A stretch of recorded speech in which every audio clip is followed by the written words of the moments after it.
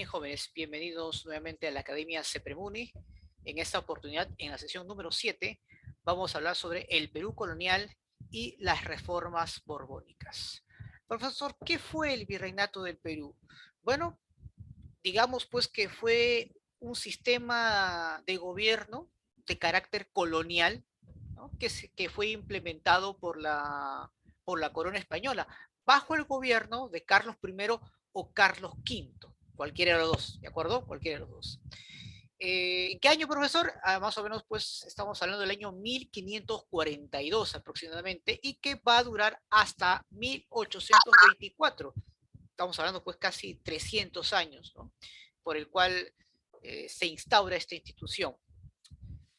¿Cuál es el propósito, el objetivo, profesor? Bueno, tomar pues el control directo de los recursos económicos y los recursos humanos de lo que fue en su momento el Tahuantinsuyo. Pero veamos acá los antecedentes, jóvenes. Vamos a ver, voy a compartir mi pantalla aquí. Ahí está. Ahí está, muy bien. Profesor, el primer antecedente tiene que ver obviamente con la capitulación de Toledo. Recuerden que este documento permitió pues que tanto Pizarro como Diego de Almagro obtuvieran importantes territorios, como el caso de la gobernación de Nueva Castilla para Francisco Pizarro y Nueva Toledo para Diego de Almagro, ¿no? Ahí se establecen justamente estas dos gobernaciones.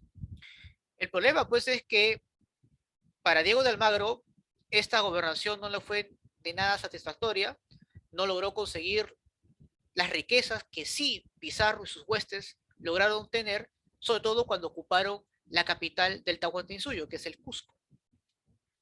Y bueno, pues parte pues de estas encomiendas que se repartían los conquistadores españoles, hubo pues un desbalance. Los almagristas consiguieron menos encomiendas, las tierras que se fueron otorgadas, en especial a Diego de Almagro, pues no fueron de todas satisfactorias. Y se produce pues las guerras civiles que ya habíamos estudiado en su momento. Paralelo pues a estas guerras civiles se dieron también pues la resistencia andina por parte de los incas de la facción huascarista que se establecieron en Vilcabamba, liderados por Manco Inca y luego sus respectivos hijos, siendo pues el último Tupac Amaru I ejecutado por el virrey Francisco de Toledo. ¿De acuerdo? Muy bien.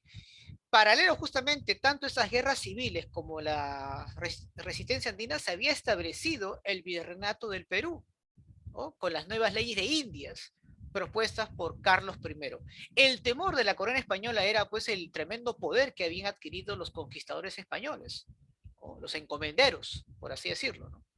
Aunque es mejor, se prefiere mencionar, decir invasores, ¿no? Más que conquistadores. Pero eran encomenderos, es decir, personas que tenían tierras y que también contaban con indígenas que trabajaban esas tierras justamente en beneficio del español, ¿no? Ahí estamos hablando, pues, el origen de las haciendas, de los latifundios en nuestro territorio. El rey Carlos I, recuerden, pues, que envía, ¿no? Envía a, al primer virrey Blasco Núñez de Vela, ¿no? Y este fue ejecutado por los encomenderos por órdenes, pues, de Gonzalo Pizarro, que se había, pues, consagrado como el gobernador del Perú.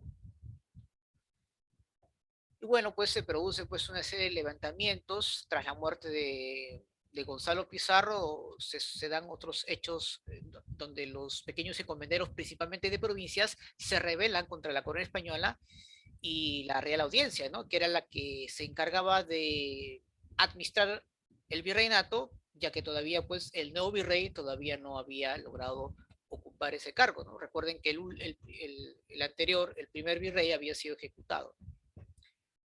Al final, pues, de una serie de luchas, primero en Jaquijaguana, donde ejecutan a Gonzalo Pizarro, y la última, pues, en la famosa rebelión de los insatisfechos, dirigidos por Hernández de Girón, y que al final fueron derrotados en la batalla de Pucará, el virreinato, pues, ahora puede establecerse totalmente, ¿no?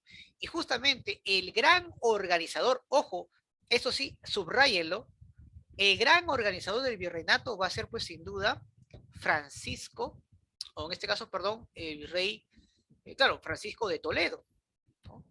De ahí pues el nombre de las reformas toledanas. Pero es muy importante, chicos, aclarar que esta parte es fundamental.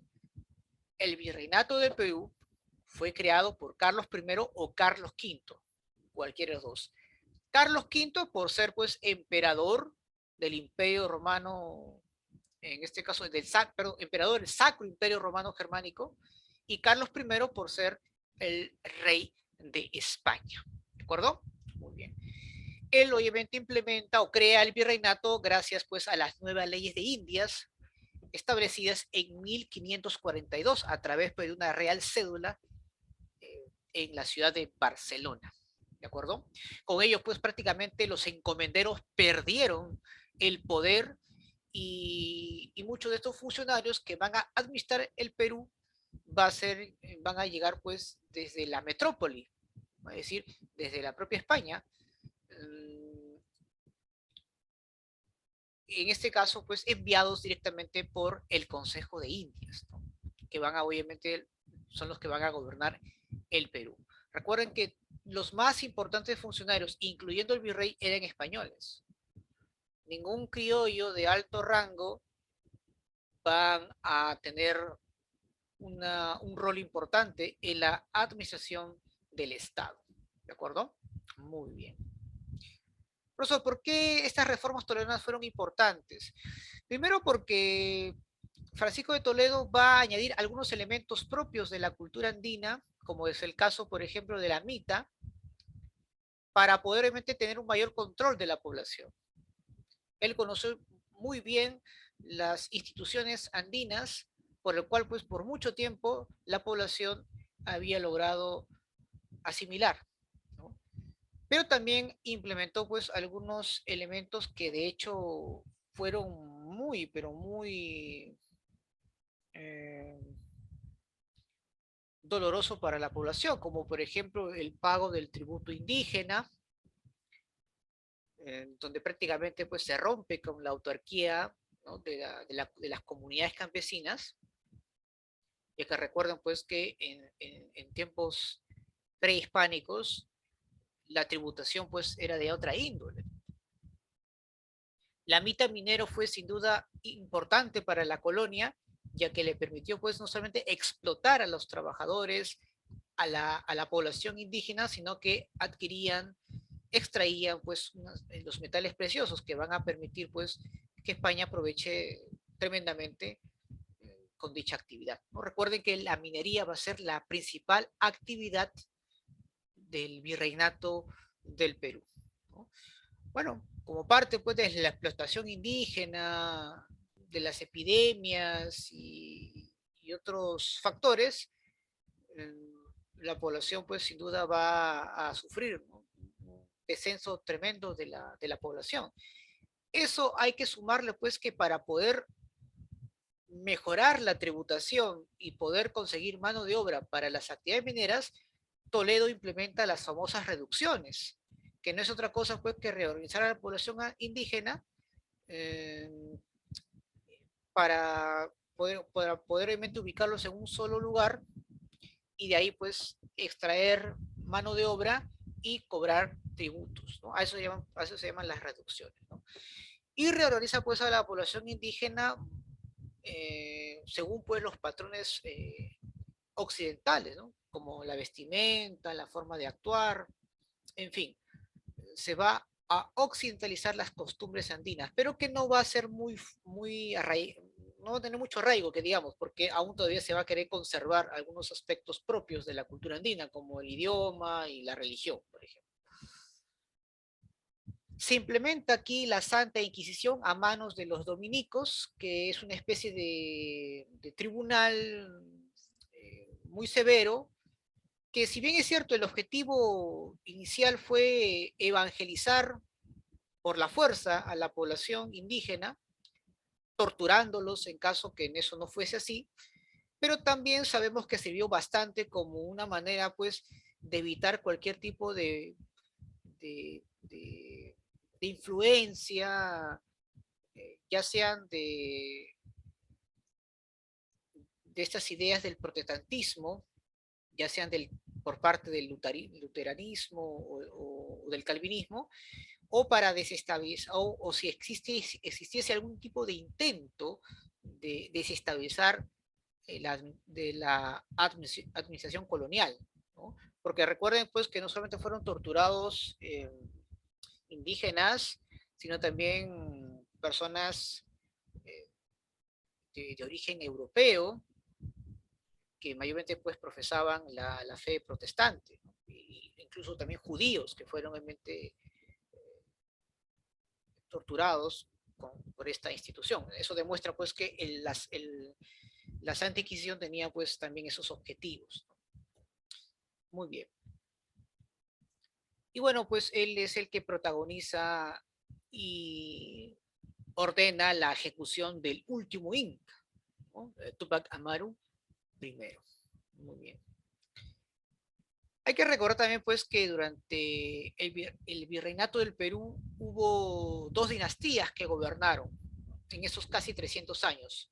Hablamos pues de los Habsburgo, que sin duda fue el gran apogeo colonial, que se van a dar pues entre 1580 y 1650, donde España, bajo la modalidad del mercantilismo, acumula metales preciosos e implementa pues en este caso un monopolio comercial.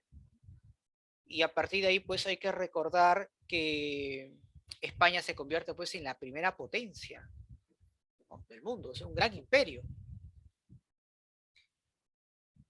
Y sin duda pues este régimen va a controlar y va a sofocar cualquier intento de resistencia contra la administración colonial, ¿correcto? Muy bien.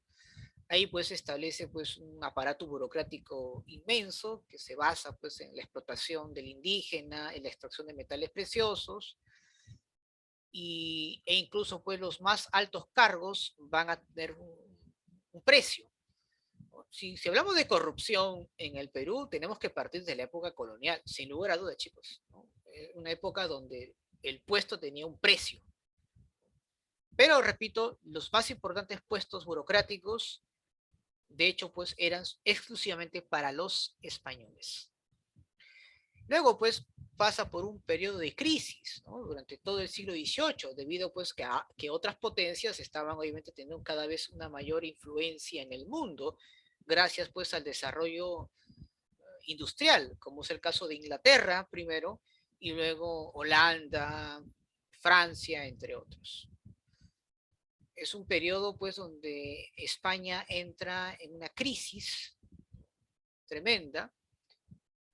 Lamentablemente va a haber una ineficiencia del aparato burocrático o de la corona española en sí para poder administrar mejor sus recursos, en especial la de sus colonias.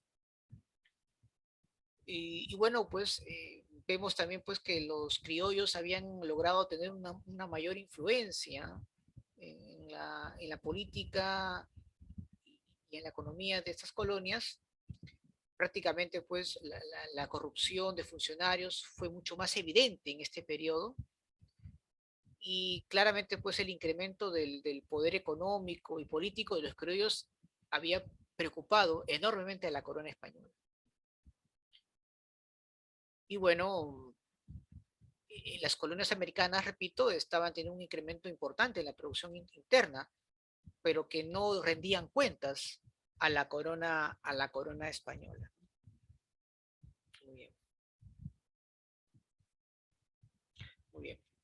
Es por eso que la dinastía en realizar estos grandes cambios será la de los Borbones o la Casa Francesa. De ahí pues el nombre de las reformas borbónicas. ¿Por qué procedió este cambio de dinastía? Bueno, el último rey Habsburgo, Carlos II, no había dejado heredero, tenía un sobrino nieto ahí, que era el duque de Anjou, Felipe de Anjou, y bueno, el entonces rey de Francia, Carlos XIV, vio conveniente que un pariente suyo sea pues rey de España. España y Francia se ponen de acuerdo, otras potencias no están convencidos de que esta sea una buena alternativa, porque ahí principalmente Inglaterra, Prusia y otros países consideraban que esto podría desequilibrar el mapa geopolítico de Europa, ¿no? Esta alianza entre Francia y España, pues eso iba contra los intereses de Inglaterra, Prusia, por ejemplo, entre otros, y Austria, por ejemplo. Entonces va a haber una serie de guerras, llamada pues la guerra de sucesión, y al final pues Inglaterra logra vencer y condiciona pues a la monarquía de Francia y España para que en caso que existe esa sucesión, sean pues por gobiernos totalmente separados, ¿no? Que exista pues un rey de España y un rey de Francia, ¿no? No una unión entre ambas monarquías. Muy bien. Entonces, esto digamos a grandes rasgos jóvenes lo que estamos obviamente o lo que vamos a ir estudiando. ¿Por qué?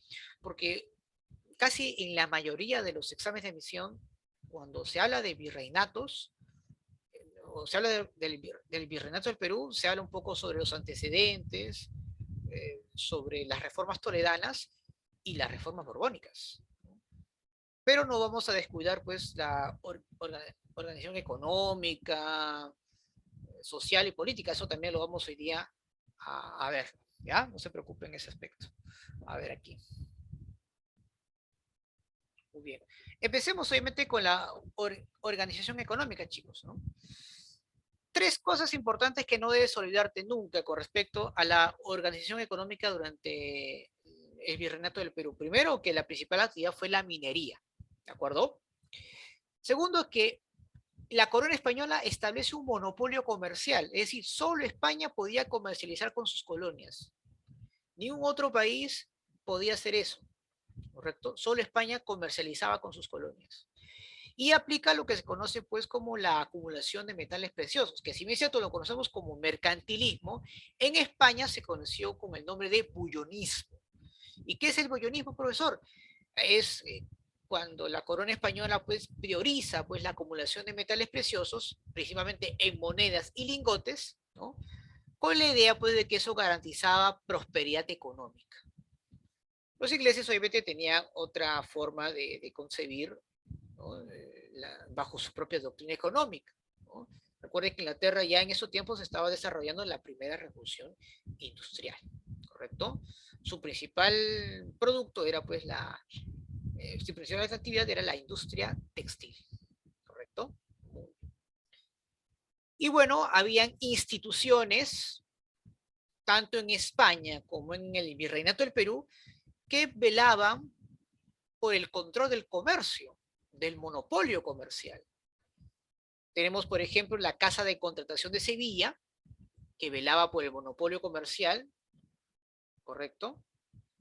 Y el Tribunal del Consulado de Lima, que supervisaba las embarcaciones y resolvía pues una serie de litigios comerciales. Ahí se agrupaban pues, los más importantes y acaudalados criollos limeños que se dedicaban al comercio. ¿Correcto? Profesor, y mayormente el tráfico comercial era básicamente, ¿o en qué consistía? Bueno, tenemos pues el tráfico comercial de metales preciosos, ¿no? Que partían del Virreinato del Perú, pasando, claro, en este caso, pasando por el puerto más importante, que era el puerto del Callao, y otros puertos auxiliares, como es el caso de Portobelo y Cartagena, ¿no? Portobelo en Panamá y Cartagena en Colombia, en la cual pues iban y cruzaban todo el Atlántico y ahí donde se distribuían a través de las embarcaciones los metales preciosos. Pero también España importaba a sus colonias esclavos. Ahora, España no era el, España compraba esclavos y lo distribuía a sus colonias. Recuerden que los comerciantes esclavistas del siglo XIX fueron, en primer lugar, los portugueses. Bueno, en primer lugar, claro, los portugueses, luego los franceses y al final estos fueron sustituidos por los ingleses, en la cual van a tener el comercio exclusivo de la venta de esclavos, en la cual España estaba obligado a comprar a Inglaterra para poder suministrar esclavos en sus colonias, ¿no? A través del Tratado de Utrecht. Que recuerden pues que después de que Inglaterra venza a Francia y a España, como parte pues de esta negociación, España concedía una serie de beneficios a Inglaterra y parte de ello pues era el tema de la liberación de la economía, es decir, ya el monopolio se iba a eliminar, habría pues un libre mercado en la cual Inglaterra iba a colocar sus productos en América Latina. Y aparte de eso, pues España estaba obligada a que solamente iba a comprar esclavos de Inglaterra y no de otros países. Pues son los esclavos propios que tenían las colonias. Ya, los esclavos nos referimos básicamente a aquellos que fueron eh, intervenidos, cazados, principalmente en África Occidental.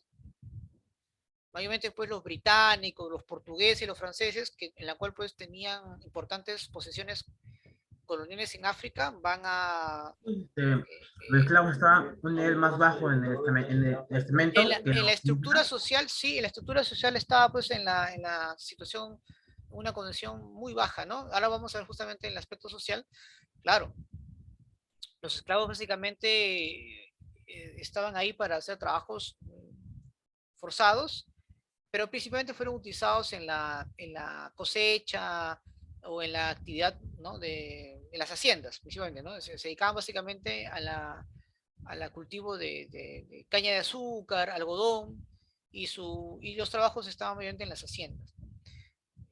En el tema de la minería, mayormente eran los mitayos, los indígenas, que se encargaban de esa actividad. Ahora, es importante mencionar pues que muchos de estos esclavos que fueron traídos a las colonias, pues eran cazados o eran adquiridos, no tanto pues con la idea que tenemos, ¿no? De que cazadores con su armamento, ¿no? Muchos de ellos eran personas de tribus vencidas, en la cual pues estos pueblos que habían sometido a otros, pues los esclavizaban y los vendían a los europeos, ¿no? También había la otra modalidad, ¿no? En la cual habían obviamente cazadores exclusivos para poder capturar personas, ¿no? Y llevarlas obviamente hacia América y otros lugares. Pero principalmente los esclavos que llegaron acá a las colonias eran de la costa o de la parte occidental, perdón, la parte oriental de, no, no, perdón, la parte occidental de África, ¿no? Muchos de ellos pues pertenecientes ya a Gran Bretaña, Francia, ¿no? Que habían logrado tener pues cierta presencia en esta región. Luego eso lo vamos a ver durante todo el siglo XIX, donde hay pues prácticamente los países europeos, principalmente Francia e Inglaterra, se reparten África, ¿no? Pero bueno, eso es un tema que no vamos a tocar en este momento. Muy bien, perfecto. Ahora, otro dato muy importante tiene que ver pues con la forma de explotación que se daban en ese tiempo. Por ejemplo, tenemos a la mita minera, que ya habíamos mencionado hace poco, eran aquellos que se encargaban de extraer los minerales en las minas. Era el trabajo más terrible durante la época colonial. Está la mita obrajera, que era pues un trabajo en los talleres artesanales, principalmente en la elaboración de textiles, pero eran obviamente para consumo interno. Está la mitad de plaza, que eran pues el trabajo que realizaban los indígenas en la construcción de plazas, eh, puentes, caminos. El yanaconaje, que era la servidumbre, ¿no? En las haciendas de los terratenientes. Y el pongaje era como una especie de servicio doméstico, ¿no? Para los hacendados o para los criollos o incluso para los españoles. ¿De acuerdo? Muy bien. Ahora, eh, otro aspecto importante es que, aparte de la actividad minera, también se dedicaban pues a la agricultura y al comercio, pero en el caso de la agricultura, que se trabajaba tanto en la costa y los Andes, hay que recordar pues que era mayormente con fines para, para mantener el mercado interno. Es decir, en ningún caso pues la agricultura sirvió como para exportar a otros lugares, ¿no? Sino era para el consumo interno, ¿no? Eso se llama pues autarquía. Por ejemplo, en la costa se prefirió usar la fuerza laboral de los esclavos en la producción de algodón, caña de azúcar. Profesor, una pregunta. Sí, La colonia, ¿no es cierto? Todo España y la colonia producía ellos mismos y ellos mismos esto comerciaban entre ellos, no lo vendían afuera. no, todo era obviamente dentro del circuito comercial interno, ¿no? O Por sea que era ejemplo, algo como el comunismo. no, no, el comunismo es es un pensamiento ideológico y económico que en su momento creo que lo vamos a tocar. Por ejemplo, en filosofía, por ejemplo, el comunismo es un estadio final, según lo previsto por Marx, en el cual menciona pues de que no hay ausencia del Estado, no hay clases sociales, no hay propiedad privada, entonces es otra cosa, ¿no? Me están indicando acá que hay un límite de tiempo en el Zoom. En todo caso, les volveré a enviar el link, chicos. ¿Ya? No sé qué raro que habrá pasado esto. No sé por qué. Pero bueno. En fin, ¿qué habrá pasado ahí con el Zoom de la radio? Pero bueno, todos igual se los envío el link si es que algo pasa, ¿ya? Miren, entonces, es importante un poco tener en cuenta, ¿no?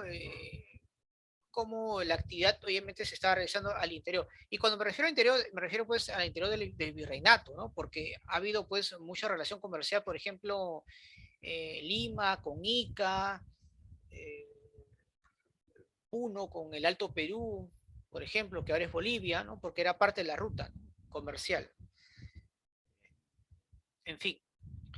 Y en la zona andina, mayormente se prefiere utilizar la fuerza laboral de la población aborigen, ¿no? En este caso, los indígenas trabajando ya sean pues en llanaconaje o siendo mitayos, ¿no?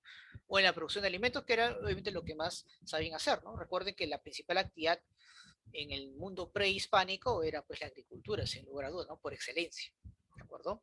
Por excelencia. Entre las principales minerías, obviamente, perdón, mineras, estaba sin duda Potosí, que fue la mayor minera de producción de plata. Tenemos el de también, hay otra también muy importante que era la de Huancavelica. Ahí se producía pues el azogue, que era un elemento similar al mercurio que permitía pues separar los metales preciosos de las impurezas, ¿no? que existían al momento de extraer los minerales.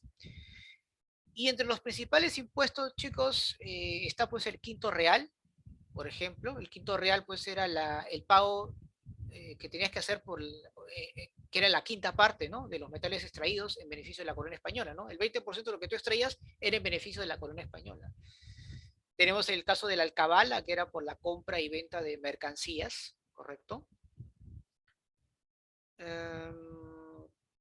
El almojarifazgo es también un impuesto de carácter aduanero que consistía pues en el pago por la importación y la exportación de productos, ¿no? Recuerden que ese tipo de impuesto existe, ¿no? Solamente que no se le llama ahora así, sino es el arancel, ¿verdad? Tenemos pues el cobo, por ejemplo, que era un pago por acuñar monedas, la derrama, que era un pago para financiar a la corona española en caso de guerra, ¿no? Eso lo pagaba la aristocracia, ¿no? Los criollos y los peninsulares, ¿de acuerdo? Muy bien. Hay otros más impuestos, pero esos son los más resaltantes, ¿no? El quinto real, alcabala, almojarifazgo, el cobo, etc. Y bueno, ahí justamente, profesor, y ahí dice que es la avería. Bueno, la avería pues es un pago para financiar a la Armada del Sur, ¿no? Que iba a proteger pues los barcos comerciales que extraían los metales y se estaban llevando hacia España. Lo que pasa que era un tiempo donde Inglaterra y Holanda tenían intenciones de llevarse los tesoros de España, ¿no? Para eso pues contrataban mercenarios, corsarios, piratas, con ese propósito.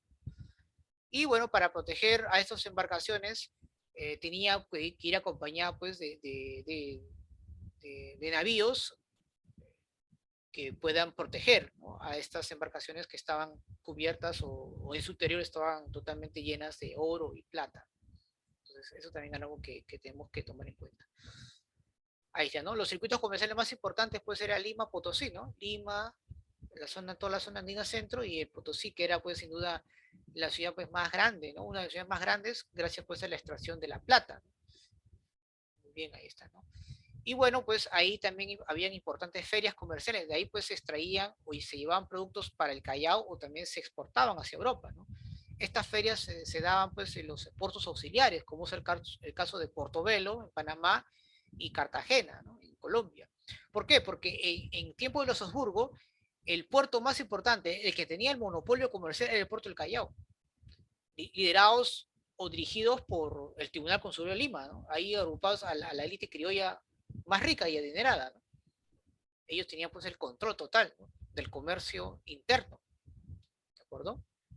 Bien. Pero en tiempo de los Borbones, pues se crearon otros puertos, ¿no? Valparaíso, Buenos Aires, Caracas, que van a competir con el puerto del Callao. ¿Sí? Ese era pues para perderle fuerza, o para que pierda fuerza el Tribunal Consulado de Lima. Ahí está. Justamente lo que tus compañeros estaban hablando, ¿no? Profesor, en el aspecto social, bueno, ahí claramente vemos pues que la sociedad colonial estaba estructurada en función pues a sus aspectos, no solamente de origen racial, ¿eh? También poder económico, la actividad que cada individuo pues realizaba para poder vivir, y también pues con respecto a sus tradiciones culturales que poseía, ¿no? Es decir, acá aquellos que adquirían la cultura occidental, que era el modelo a seguir, tenían pues oye, mayores condiciones para poder escalar socialmente. Mientras tú te encargues de limitar o desarraigarte de tus tradiciones andinas, y más bien asimiles la cultura occidental, tenías mejor oportunidad, ¿no?, de escalar socialmente. Entonces, eso también es algo importante. Por ejemplo, ¿no?, hay muchas personas que, a pesar pues de su condición social no era tan importante en la época colonial, si tú asimilabas algunos aspectos culturales propios ¿no?, de Occidente, podías tener obviamente una mayor participación, un mejor trato. Por ejemplo, no es lo mismo que una persona profese la fe católica a que otra persona mantenga pues sus costumbres, o su ideología religiosa ancestral. Claramente habían dos posturas distintas. Eso también es importante. Si bien es cierto, siempre se nos ha dicho pues que existieron dos repúblicas, ¿no? La República de Españoles, en la cual pues conformaban la nobleza peninsular, criollos, mestizos, y los famosos españoles pobres, pobres porque no eran de grandes familias, y la República de Indios, ¿no?, liderada pues, o conformada por nobles indígenas, indios, mitayos, yanaconas, etc. Pero si estudiamos esto por sectores dominantes y dominados, pues diríamos pues que a la cabeza, como tú puedes ver en pantalla, está pues la nobleza peninsular, tenemos a los nobles indianos, o también llamados la aristocracia criolla, y la nobleza indígena. En este caso hablamos pues de los caciques y descendientes directos de las grandes panacas, cusqueñas principalmente. Y como grupo dominante tenemos, grupo dominado tenemos a los criollos pobres, es decir, porque no eran de grandes familias, a los mestizos, a los españoles pobres también, normalmente que se dedicaban a oficios o algún tipo de profesión. Y por último tenemos a los indígenas, los mitayos, los yanaconas y los esclavos, ¿no? Es más, habían dos tipos de esclavos, chicos, ¿no? El esclavo ladino y el esclavo de bozal. El ladino pues era aquel esclavo que ya tenía mucho tiempo en la colonia, había adquirido las costumbres, y el esclavo de bozal pues era el recién llegado, el que todavía pues no estaba acostumbrado ni tenía pues el idioma ahí que ya había logrado aprender.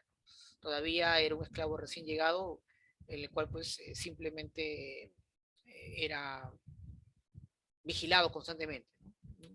En fin, ahí está, ¿no?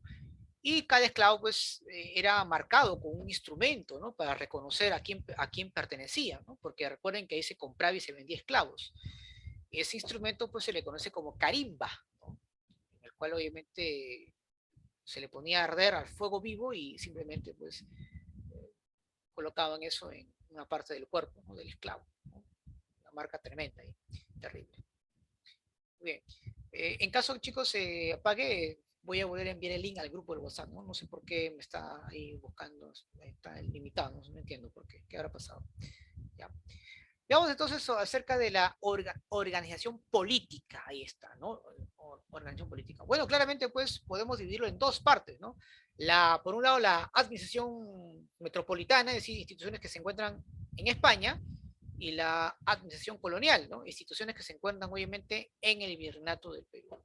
Claramente pues tenemos a la cabeza pues ahí al rey, ¿no? Hay que recordar pues que durante todo el virreinato del Perú hubo dos dinastías que gobernaron este territorio, ¿no? Los Habsburgos entre el siglo XVI y XVIII, y los Borbones entre el siglo XVIII y siglo XIX, ¿correcto? y bueno, estos reyes dictaban